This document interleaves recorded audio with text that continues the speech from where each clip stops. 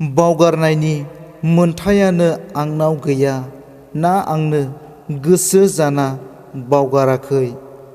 फेलेंनि दाहायाव जोखोम जानाय बिखा सम आरो बोथोर नायाजासे आलौनायजों खुद्रियो दहम दहम।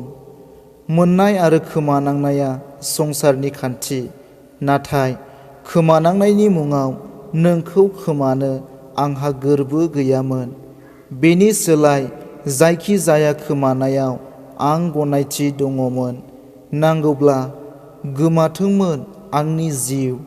नोंखौ गिलु बालु हास्थायनायनि बाय हाजार जाहोन दङब्ला आं जाहोन नागिरो बावगारनो हानायनिबो।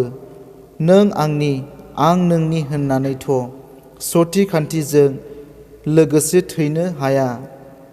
मानोना लांनाय आरो लाबोनाया सोरनिबा आखायावसो। गोसो थोनो मोन्थाय दङब्ला नेवसिनायनिबो मोन्थाय दङ।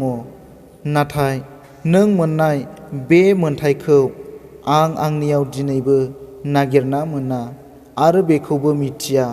जानांगौ बावगारनायनि मोन्थायासो आंनाव गैया ना आंनो गोसो जानानै बावगाराखै।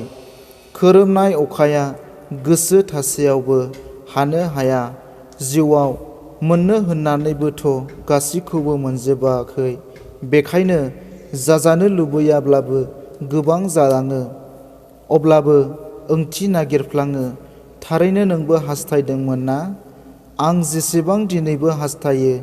आखायाव आखाय हमनानै दुंब्रुद बिखायाव गोबानानै रुइदोब खाफालाव खुदुमनानै लानाय रादाया सोलेर जिउमा आंनियाव दंनाय बादि दंथारोना नोंनियावबो? गोसोआव लाबाय थाथावथाव खायसे जोथोनै थिनानै दोनथाव बां बिसम्बि रेबनानै थाबाय गोसो सानरेबाव। बेफोरनो थांनानै थानो बोलो होयो आरो बावनांगौनि गुदिबो जायो। जायनि थाखाय बोदलानो हाया गोदान सानरेबनि बिलाइ। रेबगनावबो सोदोब फैया रजे नोंनि मुंनि सोलाय। खन्थाइ मुलुगखौ मोजां मोनग्रा आंनि आंगो लोगो नोंथांमोन, बे खन्थाइ आवरायनायनि सायाव माबाफोर गोरोन्थि नुदोंब्ला आसि दिन्थिनानै कमेन्टआव खिन्थाहर।